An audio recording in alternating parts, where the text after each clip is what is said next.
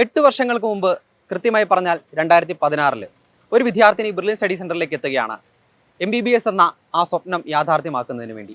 പിന്നെ ഒരു വർഷത്തെ ചിട്ടയായ എൻട്രൻസ് പരിശീലനത്തിലൂടെ കേരളത്തിലെ ഏറ്റവും പ്രമുഖമായ മെഡിക്കൽ കോളേജുകളുടെ പട്ടികയിൽ മുൻനിരയിലുള്ള കോട്ടയം മെഡിക്കൽ കോളേജിൽ അഡ്മിഷൻ യാഥാർത്ഥ്യമാക്കുകയാണ്. ഇപ്പോൾ ഇതാ കോട്ടയം മെഡിക്കൽ കോളേജിലെ പഠനമൊക്കെ പൂർത്തിയാക്കി കഴിഞ്ഞ് PGക്ക് വേണ്ടിയിട്ടുള്ള പരിശീലനം നടത്തിക്കൊണ്ടിരിക്കുകയാണ് ഷബാന. ബ്രില്യൻ സ്റ്റഡി സെന്ററിലെ റിപ്പീറ്റർ വിദ്യാർത്ഥിനിയായിരുന്നു 2016. ഒരിക്കൽ കൂടി നമ്മുടെ ക്യാമ്പസ് കാണുന്നതിനൊക്കെ വേണ്ടിയിട്ട് എത്തിയിരിക്കുകയാണ്. അപ്പോൾ ഷബാന, വെൽക്കം.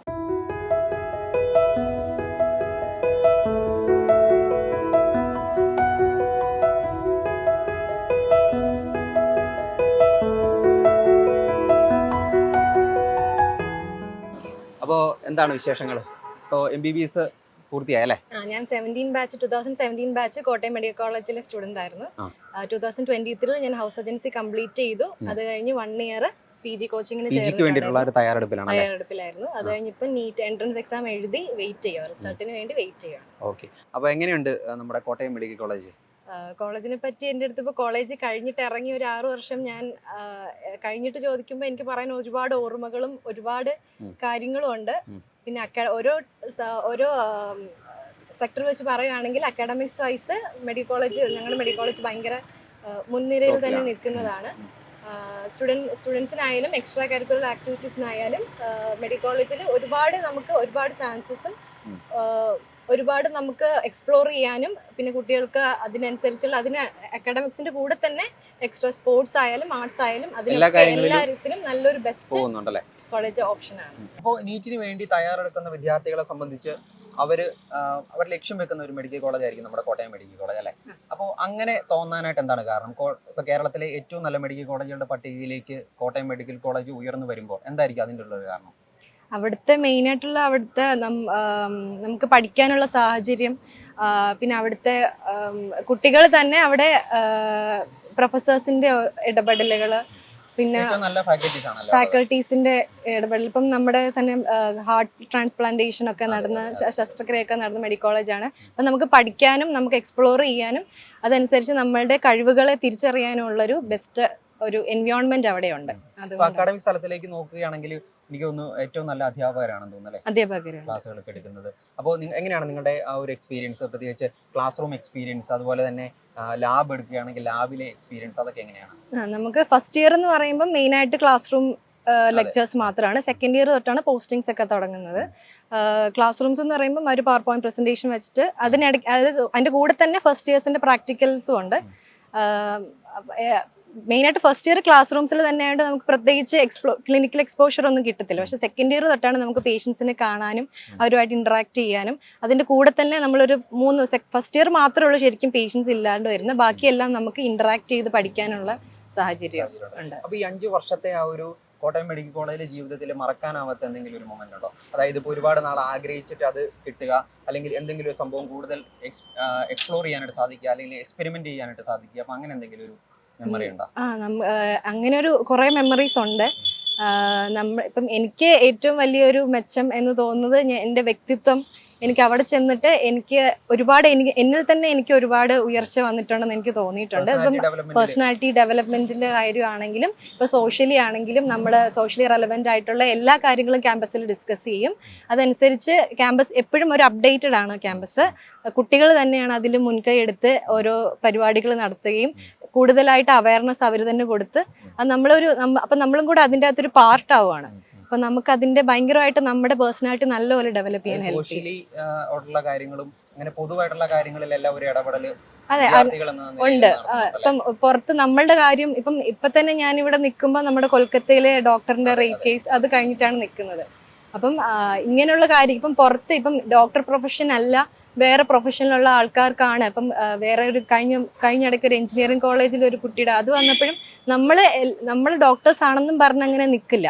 അപ്പം നമ്മൾ സൊസൈറ്റിയിലോട്ട് ഇറങ്ങി എല്ലാവർക്കും വേണ്ടിയിട്ടും നമ്മൾ അങ്ങനെയുള്ളൊരു ക്യാമ്പസാണ്. അപ്പം നമ്മുടെ പ്രശ്നം മാത്രമല്ല നമ്മൾ അറിയുന്നത്, നമ്മൾ എല്ലാവരുടെയും പ്രശ്നങ്ങൾ അറിഞ്ഞ് അതനുസരിച്ച് അത് അപ്ഡേറ്റഡ് ആയിട്ടുള്ള ഒരു ക്യാമ്പസ്. നമ്മുടെ രാജ്യത്ത് അല്ലെങ്കിൽ ലോകത്തിൽ എന്ത് പ്രശ്നം നടന്നാലും അതിനോട് ഏറ്റവും പെട്ടെന്ന് തന്നെ പ്രതികരിക്കുന്ന ഒരു വിദ്യാർത്ഥികളാണെന്ന് തോന്നുന്നു, അല്ലേ? അതെ, അത് ഡിസ്കസ് ചെയ്യാനുള്ള ഒരു സായന കൂട്ടം എന്ന് പറഞ്ഞൊരു ഒരു പരിപാടി തന്നെയുണ്ട്. നമ്മുടെ സോഷ്യലി റെലവൻ്റ് ആയിട്ട് ഇപ്പോൾ എന്ത് കാര്യങ്ങൾ നടന്നാലും കുട്ടികൾ വൈകുന്നേരം ക്ലാസ് കഴിഞ്ഞ് ഒരു ദിവസം എല്ലാത്തിനെ പറ്റി ഒന്ന് ഡിസ്കസ് ചെയ്യും. അപ്പോൾ അവരുടെ തന്നെ പേഴ്സണാലിറ്റി ഡെവലപ്പ് ചെയ്യാൻ ഹെൽപ്പ് ചെയ്യുന്ന ഒരു ഓക്കെ. അപ്പൊ തീർച്ചയായിട്ടും MBBS എന്നതിലുപരിയായി മറ്റു കാര്യങ്ങളും അത് പൊതുകാര്യങ്ങളിലും എല്ലാം നിങ്ങൾ കൃത്യമായ ഒരു ചർച്ചയും കാര്യങ്ങളും ഒക്കെ നടന്നുണ്ട്. അതിന് ഒരു നിലപാടെടുക്കാനൊക്കെ സാധിക്കുന്നുണ്ട്. നിലപാടെടുക്കാൻ സാധിക്കും. ഓക്കെ. ഇനി ബ്രില്യന്റിലേക്ക് വരികയാണെങ്കിൽ ഇപ്പോൾ 2016 ബ്രില്യന്റിലേക്ക് വരുന്നത്. അപ്പോൾ എന്താണ് അന്നത്തെ ഓർമ്മകൾ, അതൊക്കെ ഒന്ന് ഷെയർ ചെയ്യാമോ? ബെർലിനിൽ വരുമ്പോൾ ഞാനിവിടെ കുറുമുണ്ട ഹോസ്റ്റലിലാണ് നിന്നത്. ഇവിടെ അടുത്ത് തന്നെയാണ്. അന്നെന്ന് പറഞ്ഞാൽ ഈ കാണുന്ന ബ്ലോക്കൊന്നും അന്നില്ല. ഞങ്ങൾ സി ബ്ലോക്കിലായിരുന്നു നിന്നത്. ഇന്ന് വന്ന് കണ്ടപ്പോൾ ഒരുപാട് മാറ്റങ്ങളുണ്ട്. ബ്ലോക്കിൻ്റെ മാത്രമല്ല മാറ്റങ്ങൾ കാണുന്നത്, കുട്ടികളിലായാലും അവരിലെ കാണുമ്പോൾ തന്നെ നമുക്ക് മനസ്സിലാവും ഒരുപാട് ഡെവലപ്മെൻറ്റ് ബ്രില്യൻറ്റിൽ ഈ 6 വർഷത്തിനുള്ളിൽ ഒരുപാട് വന്നിട്ടുണ്ട്. അത് റിസൾട്ട് ഓരോ വർഷം കാണുന്നുമുണ്ട്. അന്ന് കുറച്ചും കൂടെ ഫ്രണ്ട്ലി ആയിരുന്നു, പക്ഷെ ഇത്രയും വൈഡായിട്ട് എല്ലാവരുടെ അടുത്തും ഇപ്പം ഭയങ്കര ശരിക്കും ഒരു കോളേജ് ക്യാമ്പസ് പോലെ എനിക്കിപ്പോൾ തോന്നുന്നു. അപ്പോൾ 2016 ബ്രില്യന്റിലേക്ക് വരുമ്പോൾ MBBS എന്ന് പറയുന്ന ഒരു മോഹം അത് മനസ്സിൽ എങ്ങനെയായിരുന്നു ഉടലെടുത്തത്? എന്തെങ്കിലും ഒരു പ്രത്യേക കാരണം മെഡിക്കൽ ഫീൽഡിലേക്ക് കടന്നു വരുന്നതിന് വേണ്ടിയിട്ടുണ്ടായിരുന്നോ? മെഡിക്കൽ ഫീൽഡിലോട്ട് എനിക്ക് അറിയില്ലായിരുന്നു ഇങ്ങനെ എൻട്രൻസ് എഴുതണം. എനിക്കത് 10th 9th പഠിക്കുമ്പോൾ എനിക്ക് അറിയത്തില്ലായിരുന്നു. അപ്പം എൻ്റെ അമ്മയുടെ അച്ഛനാണ് ഇങ്ങനെ എൻട്രൻസ് എന്ന് പറഞ്ഞ ഒരു എക്സാം ഉണ്ട്. അപ്പം നമ്മൾ പോലുള്ള കുട്ടികൾക്കൊക്കെ അധിക സാമ്പത്തികം ഇല്ലെങ്കിലും നമ്മളുടെ പ്രൊഫഷനും നമുക്കിഷ്ടമുള്ളത് പഠിക്കാൻ ഹെൽപ്പ് ചെയ്യുന്ന ഒരു ഇതുണ്ട്. അപ്പം പാലായിൽ ഇങ്ങനെ ഒരു കോച്ചിങ് സെൻ്റർ ഉണ്ട്.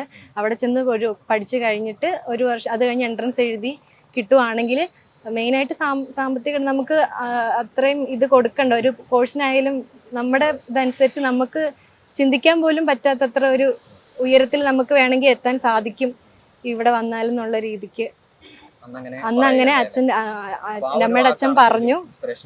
പിന്നെ ഞാൻ +1 +2 ക്രിസ്തുജ്യോതിയിലാണ് പഠിച്ചത്, ചങ്ങനാശ്ശേരി. അപ്പോൾ അന്ന് അങ്ങനെ അമ്മയുടെ അച്ഛൻ പറഞ്ഞതിൻ്റെ ഒരു ഇതും അന്ന് എനിക്കൊന്നും അറിയില്ല, ഇങ്ങനെ എൻട്രൻസ് എക്സാം ഉണ്ടെന്നോ എൻട്രൻസിനെ പറ്റി ഒന്നുമേ അറിയില്ല. അപ്പം അമ്മയുടെ അച്ഛൻ്റെ ഒരു ആഗ്രഹം അത് പിന്നെ പഠിക്കാൻ തുടങ്ങിയപ്പം എനിക്ക് ശരിക്കും ഇവിടെ വന്നപ്പം പിന്നെ എനിക്കിത് കിട്ടണം എന്നുള്ള ഒരു ആഗ്രഹം. അപ്പോൾ എങ്ങനെയായിരുന്നു അന്നത്തെ ഒരു സിസ്റ്റം പഠിക്കാനൊക്കെ? പ്രത്യേകിച്ച് ചിലപ്പോൾ മാർക്കൊക്കെ കുറഞ്ഞു പോകുന്ന ഒരു സാഹചര്യം ഉണ്ടാവാം എക്സാമിന്റെ ഒക്കെ ടൈമിൽ. അപ്പോൾ അതിനെയൊക്കെ എങ്ങനെയാണ് ഓവർകം ചെയ്തത്? ഞാൻ അത്ര എക്സലായിട്ട് അത്ര ഇതായിട്ട് നിന്ന ആളൊന്നും അല്ല. എനിക്ക് ഒരുപാട് അപ്സ് ആൻഡ് ഡൗൺസ് ഉണ്ടായിരുന്നു. മാർക്കിലാണെങ്കിലും റാങ്കിലാണെങ്കിലും ഞാൻ ഒരു കൺസിസ്റ്റൻസിയിൽ അങ്ങനെ ഭയങ്കര ഉയർന്നു നിന്നിട്ടൊന്നുമില്ല. പിന്നെ ഒരു ട്രാക്ക് എത്തി ഒരു ലാസ്റ്റ് ഒരു പഠിച്ചു തുടങ്ങിയ പിന്നെയാണ് ഒരേ ഒരു കൺസിസ്റ്റൻസിയിൽ വന്ന് അതിനെന്നെ ഇവിടുത്തെ ഒരുപാട് പേര് ഹെൽപ്പ് ചെയ്തിട്ടുണ്ട്. അത് പക്ഷെ എനിക്ക് പറയാനുള്ളത് അങ്ങനെ ഒരുപാട് ഡൗൺ ആയാലും നമ്മുടെ ഒരു അതെ ഒരു നമ്മൾക്ക് അങ്ങനെ പിന്നെ ഇനി കിട്ടുമോ എന്ന് ഓർത്തിട്ട് നമ്മൾ എക്സാമിന് മുന്നേ സമയം കളയാതെ എക്സാം കഴിഞ്ഞു കഴിഞ്ഞാൽ പിന്നെ ആ സമയം നമുക്ക് കിട്ടില്ല. അപ്പം നമുക്ക് അത്രയും കിട്ടുന്ന സമയം പഠിക്കുക എന്നുള്ളതേ ഉള്ളൂ, അല്ലാതെ അത് കിട്ടുമോ എന്ന് ഓർത്തണ്ട. പിന്നെ എല്ലാവരും ഒരു പ്ലാൻ ബി എല്ലാവരും ഒന്ന് മനസ്സിൽ വെക്കണം. വേറെ കൂടുതൽ ടെൻഷൻ അടിച്ചാൽ നമുക്ക് അതനുസരിച്ചുള്ള റിസൾട്ടേ കിട്ടുള്ളൂ. അപ്പോൾ ഇനി നമുക്ക് ഫസ്റ്റ് ഇയറിലേക്ക് കടന്നു വരാൻ വേണ്ടി ആഗ്രഹിക്കുന്ന വിദ്യാർത്ഥികളുണ്ട്. ഇപ്പം ഈ വർഷം നീറ്റ് എഴുതാനൊക്കെ പോകുന്ന കുട്ടികളുണ്ട്. അതുപോലെ തന്നെ ഇപ്പോൾ നീറ്റ് എക്സാം കഴിഞ്ഞിട്ട് നല്ല സ്കോറൊക്കെ മേടിച്ചിട്ടുള്ള കുട്ടികളുണ്ട്. അപ്പോൾ അവരോടൊക്കെ എന്താണ് പറയാനുള്ളത്? അത് കോട്ടയം മെഡിക്കൽ കോളേജിലെ ഒരു വിദ്യാർത്ഥിനി അല്ലെങ്കിൽ കോട്ടയം മെഡിക്കൽ കോളേജിൽ നിന്ന് പാസ് ഔട്ടായ ഒരു വിദ്യാർത്ഥിനി എന്ന നിലയിൽ എന്താണ് പറയാനുള്ളത്?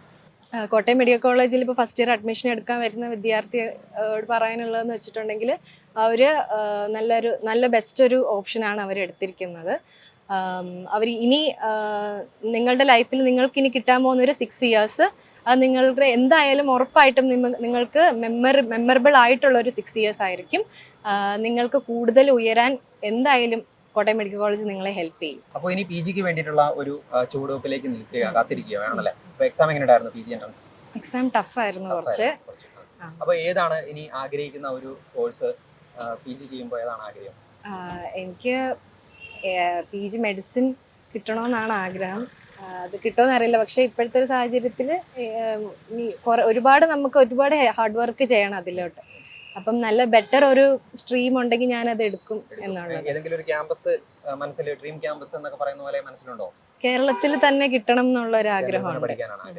ഓക്കെ, അപ്പോൾ ആ ഒരു ആഗ്രഹം തന്നെ സഫലമാകട്ടെ എന്ന് ഞങ്ങൾ ആശംസിക്കുകയാണ്. അപ്പോൾ അതിനുശേഷം വീണ്ടും ഇടയ്ക്ക് നമ്മുടെ ക്യാമ്പസിലേക്ക് വരിക. ഓക്കെ, അപ്പോൾ ഓൾ ദി ബെസ്റ്റ്. എൻട്രൻസ് സംബന്ധമായ വാർത്തകളും അപ്ഡേഷനുകളും ഏറ്റവും വേഗം ആധികാരികമായി അറിയാൻ ബ്രില്യൻറ്റ് സ്റ്റഡി സെന്റർ പാല യൂട്യൂബ് ചാനൽ സബ്സ്ക്രൈബ് ചെയ്യുക. ബെൽ ഐക്കൺ അമർത്തുക. ഈ വീഡിയോ മറ്റ് സുഹൃത്തുക്കളിലേക്കും ഷെയർ ചെയ്ത് നൽകുക.